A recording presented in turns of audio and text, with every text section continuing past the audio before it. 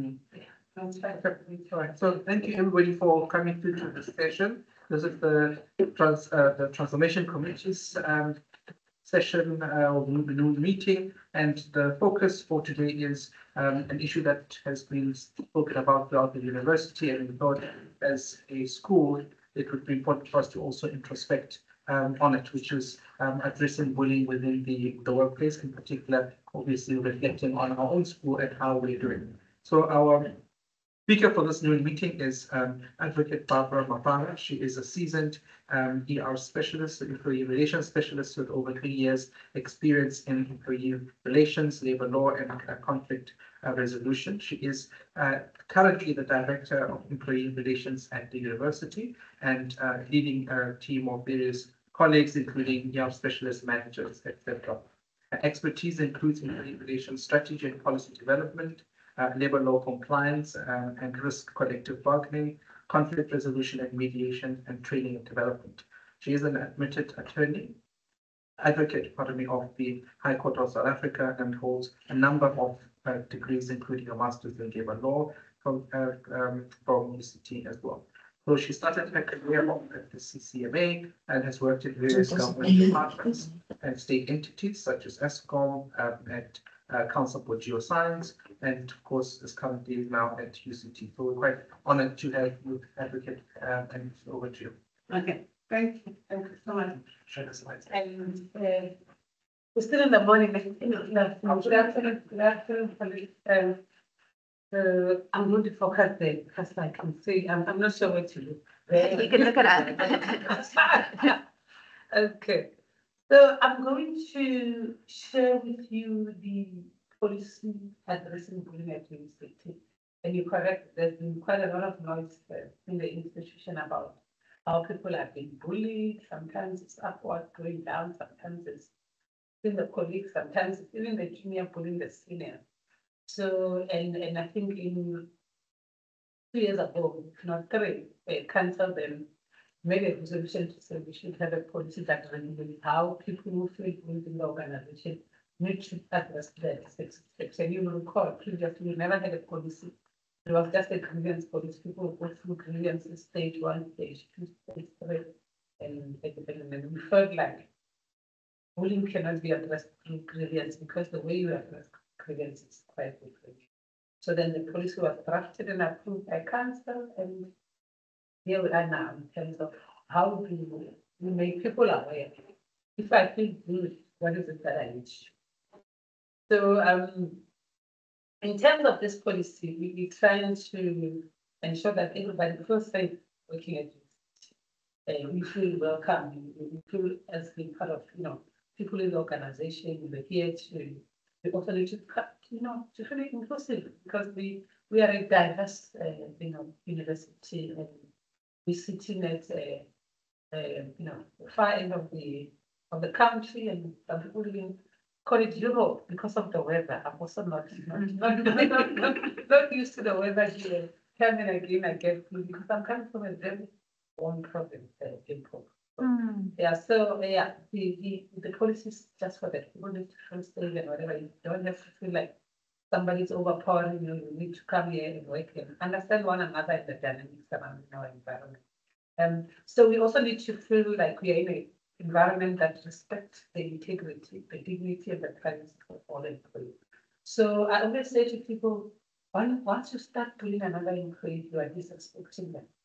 And there's no other way to put it. It's just a level of disrespect because you idolize me, or you're looking at me as an object.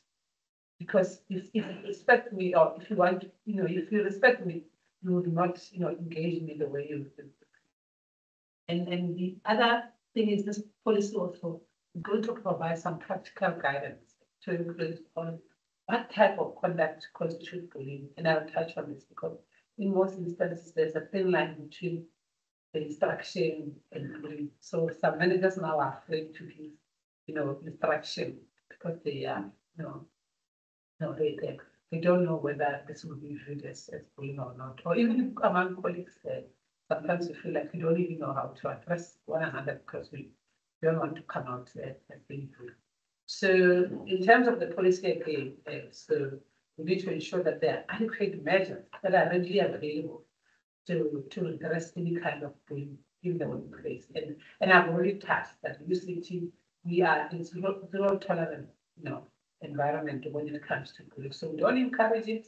It has been happening for quite a lot of time, and based on this engagement about time and again when you walk around campus, you're told about the academic versus the arts and whatever. Okay, when you look at it, all employees of the university, and whether it's true or whether people just feel, I don't know, because the dynamics of course are different. What academics are offering and what support staff are offering, it's two different things. But as long as we work together, demonstrating the level of respect, eliminating this thing, kind of, where people feel like they're being bullied.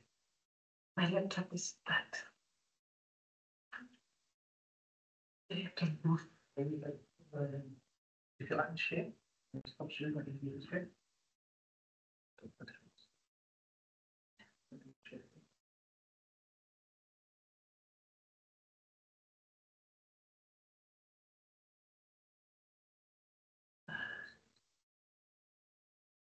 There we go. Let's move now.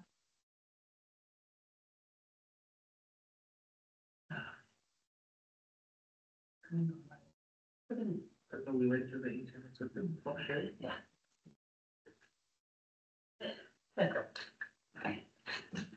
So the key issue now is when it comes to the application. So where does the policy apply?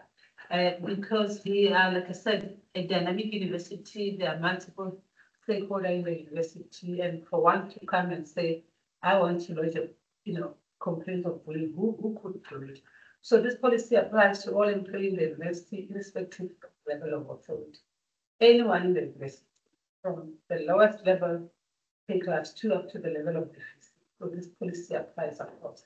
So it also extends beyond our working hours. So it doesn't matter when the bullying happens.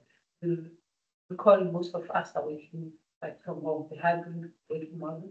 So the fact that it happened outside the city doesn't mean have not been bullied. It can happen online. It can happen via WhatsApp, because these days we're using our, cell phone or, quite often to engage on UCT business. So it doesn't matter where it happened. It extends outside our working hours and in the primary places of work. And it also applies to any employees who come here, visit, they work here, they partake in UCT activities, regardless of the location or irrespective of the working hour.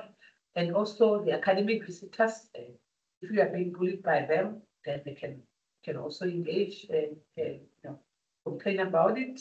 Visiting researchers, your coaching assistant, contractors, your suppliers. So all these people this policy is applicable to them. And also for the service providers, what we do is when we sign in the service level agreement, we ensure that the service providers are aware of this policy so that they can incorporate into their policies. But however, it doesn't cover cases of sexual harassment and racial harassment, including the sexual misconduct and racism. All the harassment matters will not be dealt with in this because there are policies that are regulated by the Office of Inclusivity and Sharing. And I'm not sure if OIC has already presented, but that office then regulates issues related to harassment. So if you are bullied, you should not have connotation of your harassment in it. Should be, although bullying is a form of harassment. So we took out the bullying element out of that harassment and then the other harassment. The Office of Inclusivity and Sharing. Now this is I think I've used yours. Let's use yours because it doesn't want to. Sorry, Barbara. I think Leslie is asking whether the policy reaches the student or my question. So the policy excludes the students in terms of HR. So when students are bullied by members of the university, yes, we can go to OIC, and OIC will then engage employee relations. But if it's students and students do not get involved, So the students, hand bully and stuff will apply. But where they are being bullied by an employee of the university, then they can engage the OIC. So the only point of call for students is go through OIC. They will not come to HR because the mechanism we have in this policy regulates the process on how employees need to go about it. But although the policy recognizes that anyone who comes here do business with us, if you are bullied by them, or if they feel bullied by us, they can engage us. The process will be different from staff to staff. Yeah, but we'll still listen to them, we'll still engage them on the process before forward. If not in marriage, we can, because we don't have that clear what to use laws. Okay. So we'll still need to. We can start using Very sure. I don't know if it Baby,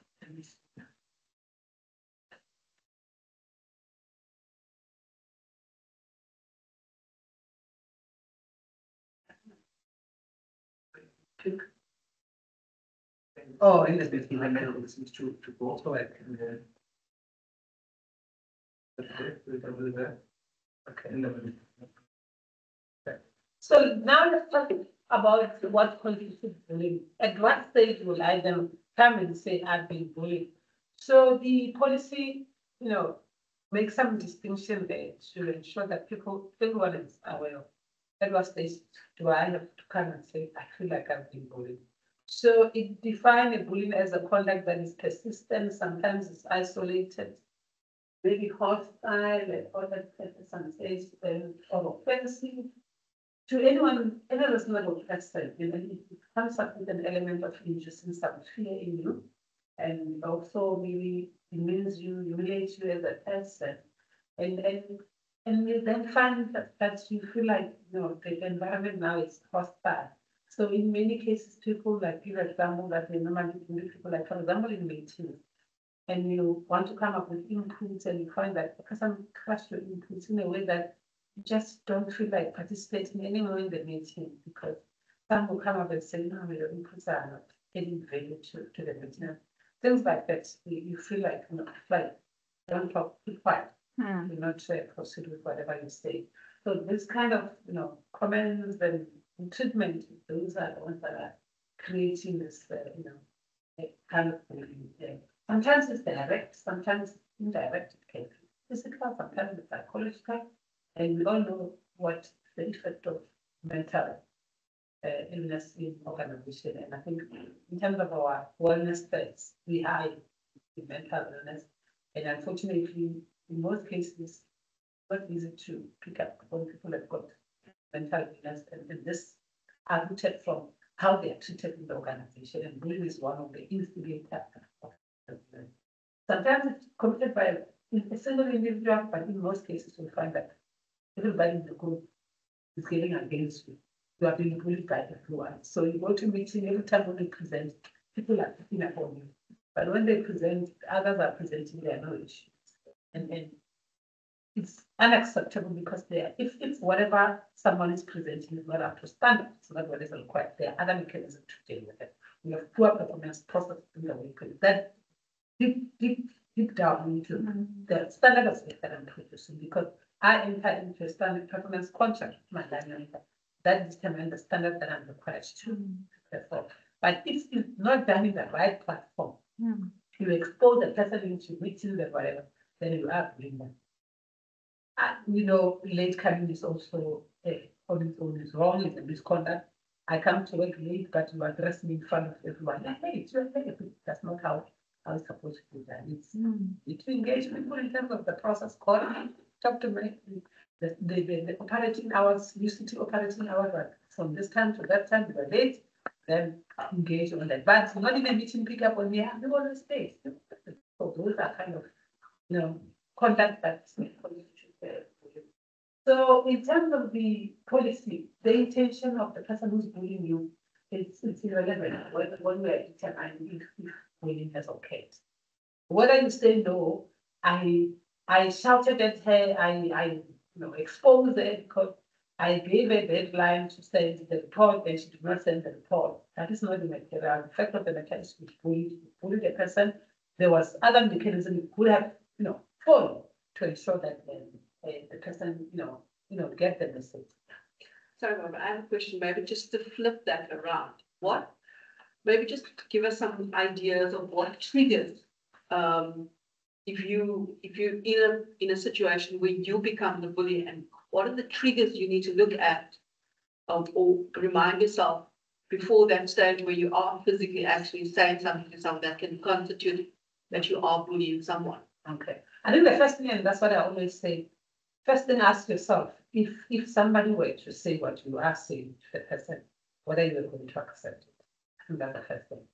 As a bully, if it's me, and I always say, I once gave an example to one of the team that I was engaging, that I used to work in an environment where the line manager was shouting at everyone. And so, we were doing submissions in sound every day, and so we were doing submission. And if she reads the submission, it doesn't make sense. She'll pick up the file and then go to the person. What's that? What's that? You can put the file in front of. What is this? What can you do? This is in front of everyone. And when you then address people and say, but why is she doing like, no, it's just like that. Just like that. What? Because what? People promoted it. They see it's a problem, but they've then learned to accept that this is the kind of, conduct. This is how this person is conducting himself. Sometimes, if I'm a bully, I may not be aware, because I would have treated him in a specific way, and 90% of you would have accepted the way I treat. But then come a new person who's coming from an environment where bullying is zero tolerance, bullying, that people are, workshop on how to engage one another. Then the person come and give you that. And then all of you will say, but nothing. So it's a very difficult thing for one to know if indeed you are a bully or not. But the policy does give, guidelines in terms of what it happens.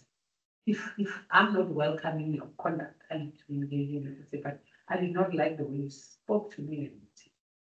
But even with us, we need to work towards the point that if whatever I'm doing to my team, if my line manager were to do that to me, will I have accepted it? So I think that's where you need to interact. But the policy is such a way that it allows people to engage.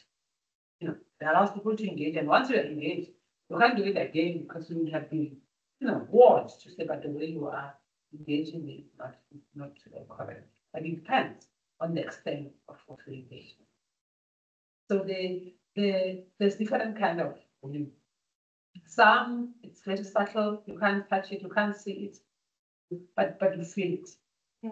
You feel it, and you feel it, you already know that every time when I engage with my partner, this is the type of feedback I'm going to get from them. And even if I give you this feedback, I'm unable to pick up what is the problem. Because in certain instances, if we're engaging, I should be able to say, but every time you do this to me, what is the problem? And if you are bullying me intentionally, you will not be able to tell me the problem. And in most instances, in cases that we deal with, when you try to look out what is the issue, and the people, the bully then moves to performance issues. And we are always saying, but it doesn't have to go that way, because there are processes to deal with performance. If I'm not meeting the deadline, if I'm committing misconduct, there are processes. If I'm not meeting the deadline, there's poor performance process. If I'm committing misconduct, I'm negligent, I'm always doing mistakes, there's a disciplinary process that we need to follow. And I think that's the fortunate part that UCT provides for mechanism to address these different things. But when you receive feedback, one will need to reflect and work on it. And part of this process could be, while you engage with that person, some people are able to give you feedback in terms of how you need to. The dynamics of the organization sometimes play a role. Finding certain because people are aligned with a specific person. Even if you are saying wrong things, everyone will be aligned with you. I don't know how. I see it in most places to go through that. But we need to move away from that. We need to move away from that, because the policy says even if a group of people are doing it to what we still do, you can still say, I feel not treated well by this. And the aim is to eliminate it, not to penalize anyone, is to do away with it. And then work, towards this thing of we all working freely, we can talk freely, we can engage freely without being afraid of, as we do it because somebody feels like they're in a higher position, they can do whatever they want to. Oh, but I'm doing it from the law position, and then it's like they're rejecting a manager, forgetting that people put in applications and go to the interviews and get jobs. So it's vice versa. It shouldn't be more on managers blame. I need to highlight that it's not the case. It's all over the show. Okay. So the bullying also come up with different ways. So sometimes it's about maybe behavior or the language that makes it frighten you to read, you to behavior or the great that are delivered by you. So your kids here, when you work in environment, you have no right to behave. Yeah, do that. Say, stop it. Nothing. People like to say that in the office, are we in the kindergarten? Are we in the primary school or whatever? And somebody, some also, they frighten you, the English. Some will tell you, yeah, no, I'm paying you a lot of money. Nobody's paying us. You cities, me and you, we all being paid by the city. So people like, I'm paying a lot of money to do this. Whatever. So those kind of discussions, once the person starts doing that. Okay, so the list is quite long. Entertainment, intimidation, sometimes let's say retribution for rejection or unreasonable work expectation. And I'll unpack that while explaining why it's not good. Because we are all here, because we've signed, an employment contract with the city. And that employment contract, require all of us to work reasonably, and the expectation that you have signed with your manager to say this is what I'm here for. You need to align to that. But bullying only comes when it comes unreasonable. So unreasonable will be something that has not passed the standard of reasonableness, because in a way that you find that there are certain time when a person give you I'm the manager, I get the instruction that tomorrow we need to submit certain documents, maybe a week ago. I sit with it, I don't do anything with it. Last minute I say, I give you an hour, I need you to provide me with this. Knowing very well that in previous time, no, I can't produce a report within an hour. So if it happens quite often, then this one just pulling you, trying to push you far, because in certain instances, that the 7th report needs to be submitted, and meaning that you need to leave everything that you're doing and work on the task. So, and reasonable work expectation also, comes forward as we. The rumor mongering, the marking of employees, and about their family, and we leave personal stuff away. We are here to work. Let's leave the other things there. Sabotaging, sometimes also impeding an employee, their work performance, also teasing them and making them, target of pranks or practical jokes. Every time we were able to, when I give example, so some people may feel like, no, yeah, but unless if you're close to the person, or sometimes the person is to ask, is it okay if I can maybe give an example with you? You say, okay, fine. The best thing is if you are managing people and you need to do jokes and whatever, maybe use your name, so that no one feels offended. But yeah, those are some of the things we need to be looking at. So there are also other people now with social media. We need to be very careful. And because people also display the use of social media or some social platform about talking about people and whatever. So they may feel inappropriate comments. Sometimes people then engage on people's appearance, their sexuality, their gender, their lifestyle, their race. So violation of employment equity. The employment equity doesn't allow us to step in this territory. So interfering with people's personal property or what we find with the harmful or offensive initiation practice and vulnerably denying access to resources or work benefits and entitlements. So there will be a standard clear if the person is entitled to this. But because one needs to exercise their power, they say no, can't get it. When you find out why other people are getting that, don't get no, can't get it. Because what they want to exercise their power over. So that is also not acceptable. Okay. So the other one is the issue related to the changing of working arrangement. What do you do with arbitrary? So working arrangement can be changed depending on the work that is required. but there must be discussion. I need to be involved. You can't come and say, but from tomorrow, this is how we do things. We need to engage me to say, this is what we're thinking of doing, and then get inputs, and then, of course, the prerogatives of the employer to put, a mechanism in place to run the organization, but it needs to engage employees. So changing of the leave arrangements, we know there are certain periods when everybody wants to go on leave. And people take leave back, and then unilaterally start engaging people. But no, you can't go. So leave, remember, although we are entitled to leave, there must be engagement with the line manager and approval to say no. Time is allowed for you to go leave or not. But don't do this thing as a line manager, you do them alone. Engagement. And also withholding information that is necessary for the effective of the work performance can also be. Like I said, this list is not exhaustive, so we've got quite a number of examples that one can put forward. Yes, but this one I like just a few to mention. But there are other things that doesn't contribute for you, and that's you need to know that. What especially when it comes to line manager and direct report, is every line manager's responsibility to manage staff. So managing staff, it comes with a package. That salary you get on the 25th, it's part of that stuff. You need to manage staff, you need to direct the way the work is performed, you need to undertake performance review, and you need to do it, and you must provide feedback. Whether the feedback is positive or negative, each to do that, right? As long as you do it in a constructive way.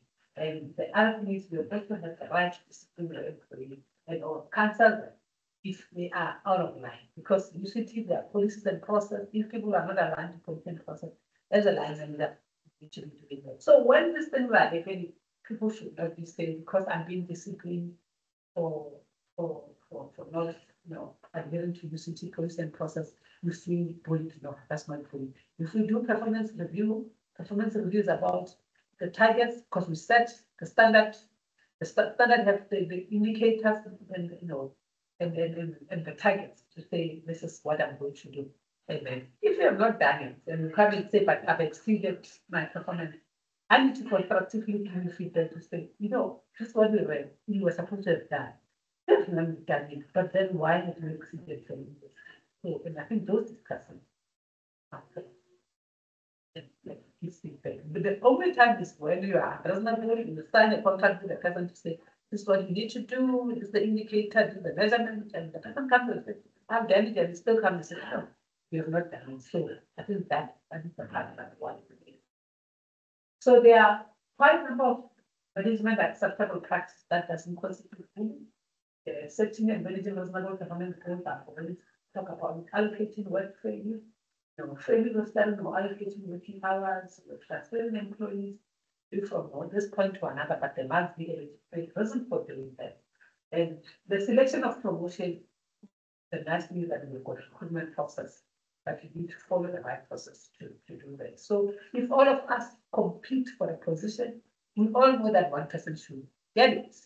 As long as the selection committee, including the line managers, recruiting and follow the right process to appoint one person, it's okay. The only problem is where you get information that you've not used the right process, then you feel like, oh, then there are issues there. Yeah. But again, it won't be bullying in that case. It will be issues of favoritism that need to be dealt with in that process.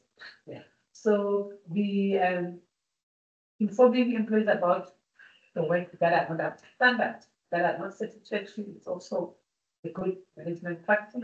Also informing them about the inappropriate behavior, implementing organizational change or the restructuring, following a fair due process. Most of departments we work, they undergo time and again restructuring.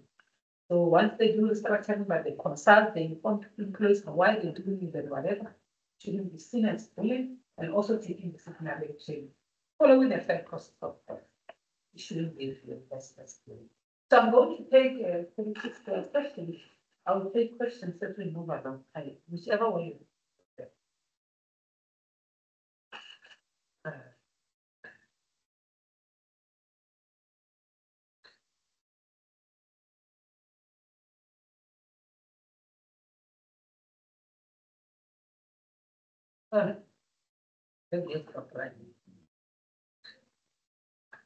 So now I'm going to talk about the formal steps that one needs to launch when they are engaging in bullying. So the policy says if I am being bullied, so what is the first step that I need to take if I feel bullied? So there are two steps that one, actually three steps that we need to follow in this. So one is being bullied. We need to report that to the line manager. So this should be done within 5 days of having, notifying the bullying.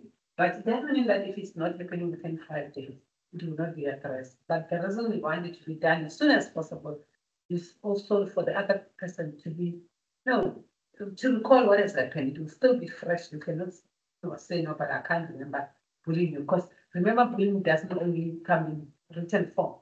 It can be in certain instances in verbal, in written, in seminars, anywhere else there.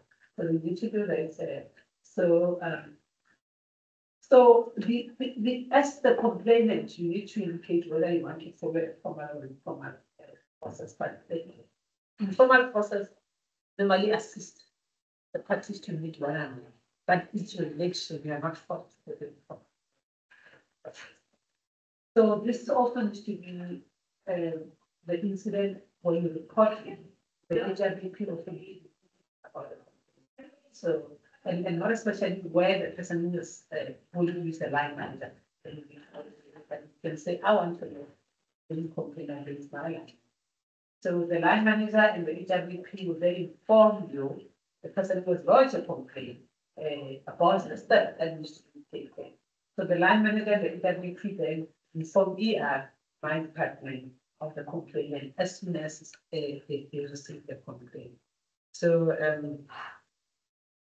so the process with bullying is that we do not have a session where we sit and say, today we are sitting for a bullying meeting. You come and say, the line manager, the bullying complaint is addressed through statements you need to write by the client. So, but this is happened, and this is how I feel, and this is how I want the matter to be addressed. So the statement you write, then will then be given to the respondent to say, Barbara is unhappy with this conduct that happened on such a day. Then, as a respondent, you should be required to respond to the statement. So once you respond to both the statement, the HRB will make an assessment on both statements. And then in the assessment, the HRB needs to determine of the way forward in addressing the bullying complaint. So the HRBP, in certain instances, they may not be able to make an assessment because the issues that are before them are complicated. But where they could make an assessment, they are required in 7 days to indicate the process that needs to be fulfilled. Bullying can only come up with 2 outcomes. One is mediation. There's issues that we need to sit down and iron out.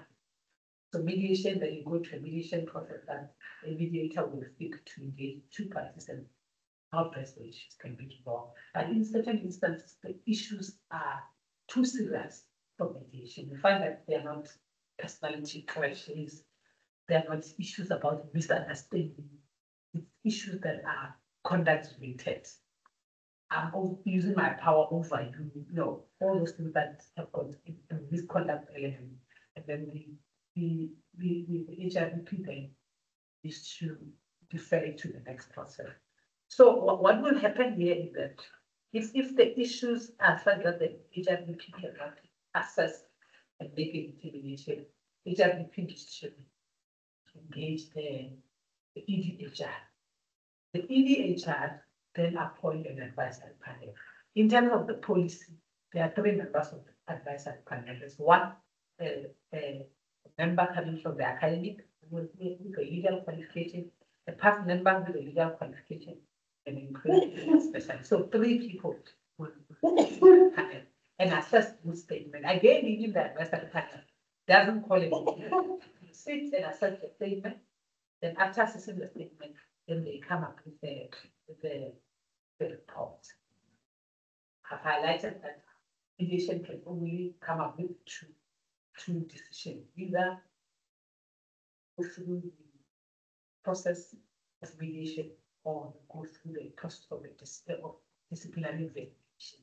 So being an investigator now needs to be sourced to the statement is provided to the investigator, but the investigator mandate is limited, it's not limited to the statement.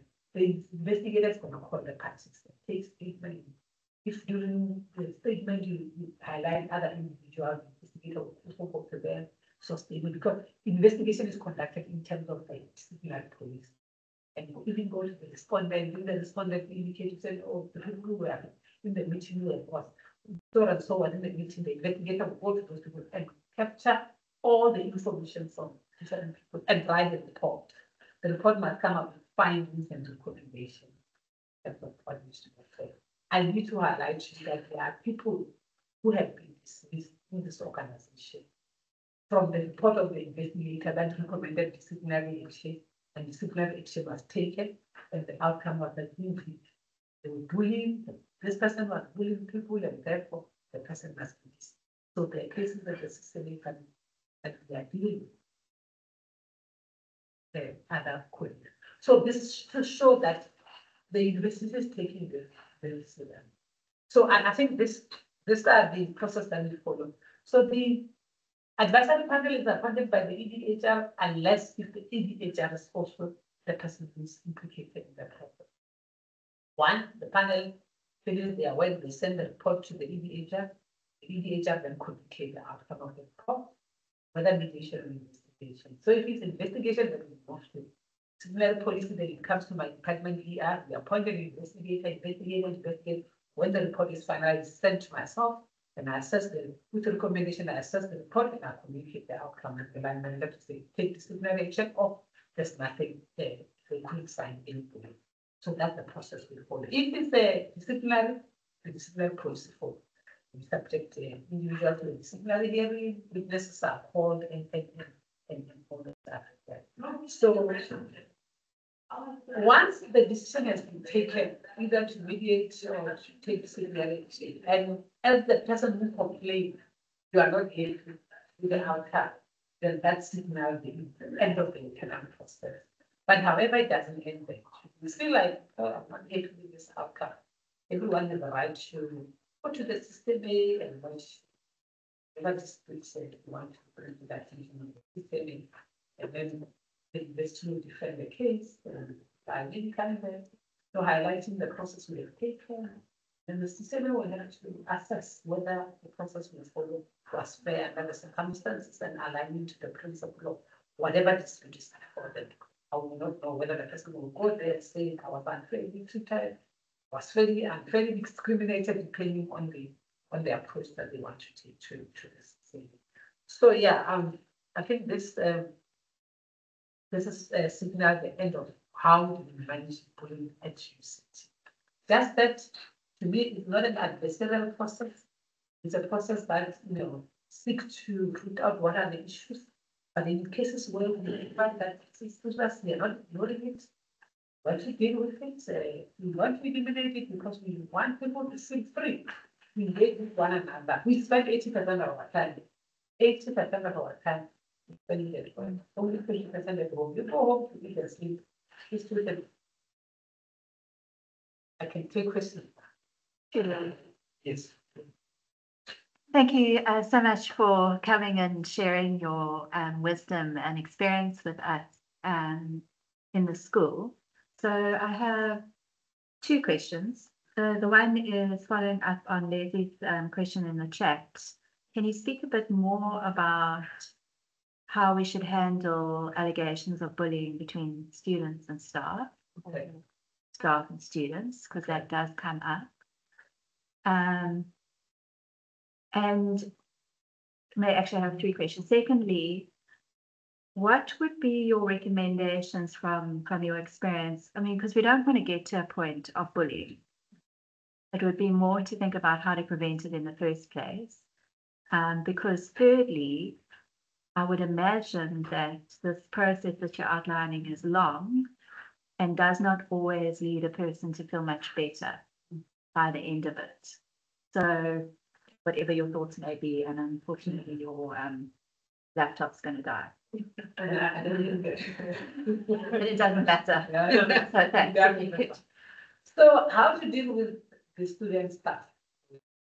So when a student comes into the HOD or whatever, Yeah, call staff member Yeah. to say, yeah, I feel bullied by yeah. staff member. So the key issue is the student then needs to file a statement indicating what is it that, what has happened, in which area do they feel bullied, and then once they've done that, that statement is to go to the person they are thinking about. And then the person is to, oh, this is what we've received, and the question to respond. While you're doing that, it is very important to highlight the rights to both the student and the staff. With the student is to be informed about still maintaining the level of respect to the staff member. But with the staff member also, the indication about not victimizing the student because the student have what because if it's found that a staff member is victimizing the student because of a complaint, then that may aggravate issues. So I think those discussions will be had. And once you receive both statements, then the HRBP should be assisting you in this case because the student, because they are complaining against the staff member. So the HRBP is putting. Yeah, Okay. the HRBP can be, assisting you in the process because the HRBP will pick up if after the whole exercise you are going to decide on action taken against the staff. Yeah. Yeah, that you assess it with student and staff. I will first encourage them the informal to be addressed there. So you can assess the statement without even making confrontation. I would not like if I'm a staff member lecturing you, I'm sitting in the same room with you. I think you're not there. And no, we don't want confrontation with bullying. So the statement, you assess that, and then in the statement, then the determination needs to be made to say whether there's still issues that needs to be resolved or not. But should you find in your statement that indeed the allegations are so serious against the staff member, then maybe to engage in just to seek some formal. I always don't advise investigation against staff members for issues that come from the student side. But I advise a collegial way of dealing with those issues in terms of coming to a resolution. You owe it to provide feedback to the students. You also owe it to provide feedback to the staff member in terms of how the allegations that came forward, how they've been resolved. But the HRBP will play a huge role there because HRBP, they are the forefront, but they don't do a lot of work. They come to my department. I've got labor and law specialist there that will assist me assessing on whether this is really a staff member that the staff, a matter that require that will follow the HR process or whether we can follow the OIC processes. But the key issue is attend to both the issues, request the student to formalize it in writing, bring it to the attention of the staff member, let the staff member respond. And then once you gather the statement, the HRBP must assist you. Surely they will engage my department, they will not deal with it on their own. We think HRBPs are our client services department, they are the forefront of the client, but they've got centers of expertise at the background that will assist to say whether this time we take it to voice or the process should be do.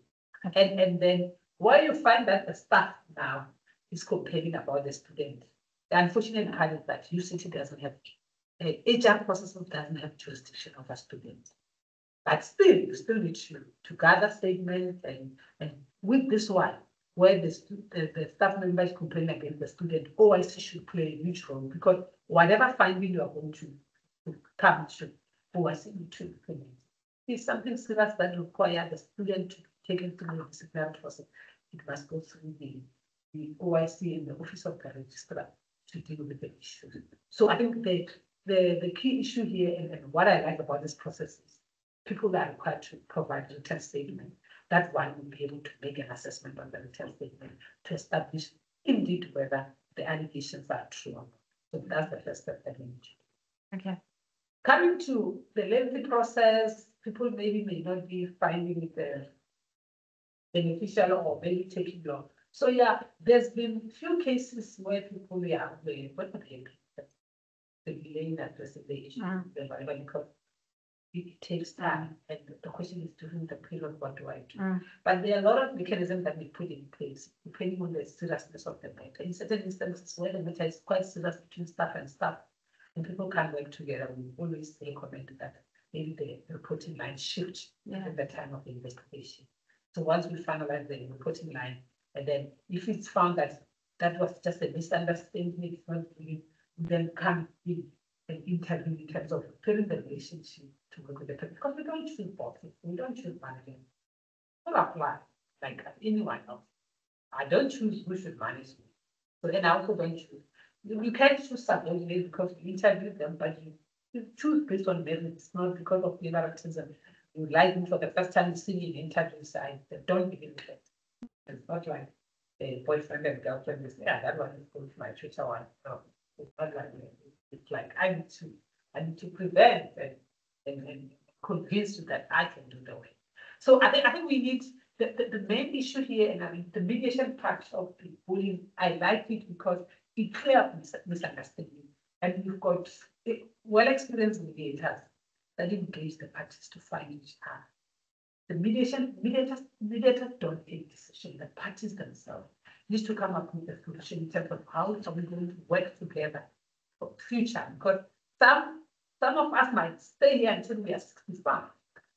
And the question is, if you can't stand me now, when I'm still in my 40s, by the time I hit 60, and I decide not to change my job, and also decide not to change your job, what's going to happen to us?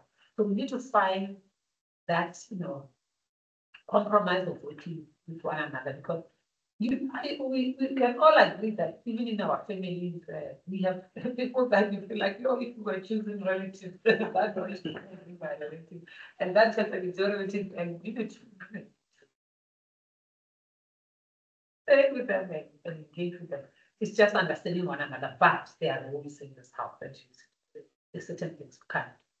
And we need to align to them, anyone who oversteps them to address them. So I'm not sure if that.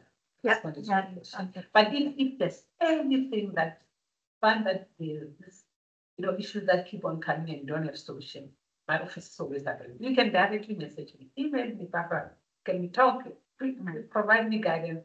I will. This policy is very new. People might have difficulty in implementing it, but we're trying to fast track the process of the only cases that take longer to be resolved are the ones that requires some external investigation. But the internal one, we normally make sure that our terms of reference are limited to 30 days to resolve. Okay. The question of another person. Thank you so much for the presentation. And I think, the process and all of that is clear, it's understandable, but we ultimately dealing with emotions, feelings, power relations, so there's a lot of gray areas when it comes to that. And I was wondering, the first step, as you said, is that somebody needs to write down what had happened and so forth. And that might be part of the challenge and the difficulty, because it's sometimes very difficult, I think, to express what it is that you're feeling, experiencing, and to even get it written down. So if it's a very clear case, somebody comes and they're constantly shouting at you and so forth, that's easy. But it's those subtle forms of bullying that's far more difficult to express, either verbally or in a written form. And so I was just wondering what kind of support is there for someone to help them find their voice and find a way of expressing this that they're feeling, but it's really hard to articulate. And it's not because of English is not your first language or anything like that. It's just really hard to articulate what is happening to you, because it's so subtle. And because there's not a concrete incident or event that has happened, but it's how you are made to feel in a particular relationship or a workplace. Yeah, no, I hear you. You're right. It's not in all cases clear, and I believe we've got quite a lot of numbers of cases that are unreported, because people don't know where to start. Yeah, writing normally is not, we are all new. We not express ourselves, but in certain instances, it depends on the relationship that people have with the HR, the line manager, if they're not doing by the line manager, because you can then first try to start by talking or to a person without even to write, and the person then can support. But we do have professional support, of course. Anyone that feels bullied in the workplace and you don't know where to start, we have a wellness department in Blanche area. I don't know if most of you know Blanche Beach. You can write to Blanche and request Blanche to arrange for you to see a professional. So you can engage with a professional, and the professional can guide you in terms of how do you take out your food.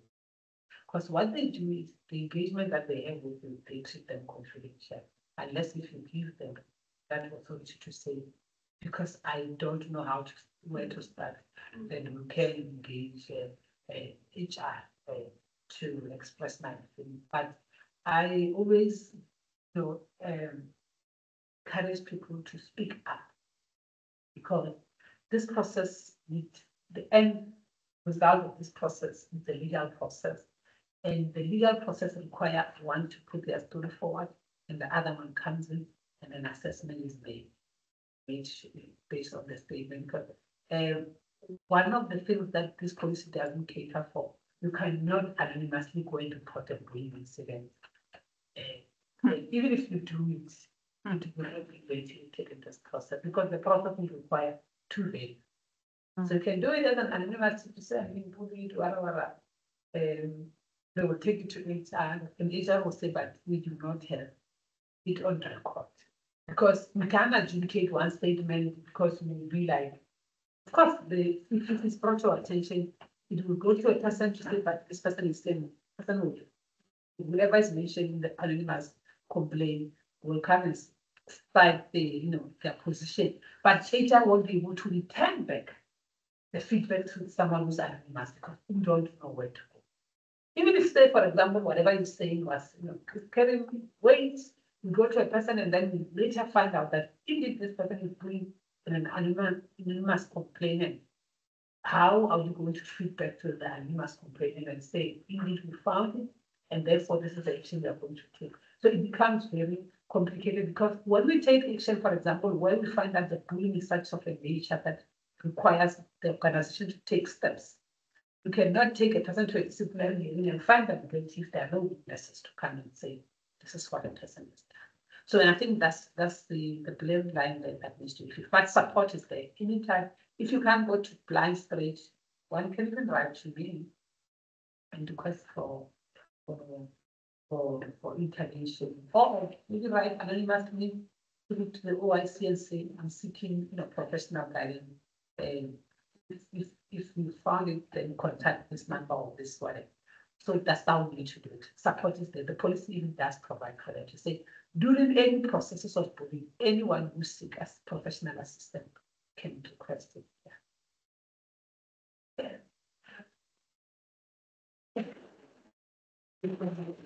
I don't see any questions in the chat or online. Okay. All right. So thank you again for having come through. This was really helpful. And really all the other departments will now want to do it. We will tell them, so you might be coming along to campus to help access. And thank you everybody online. And we'll see you next week. Thank you so much. Thank you.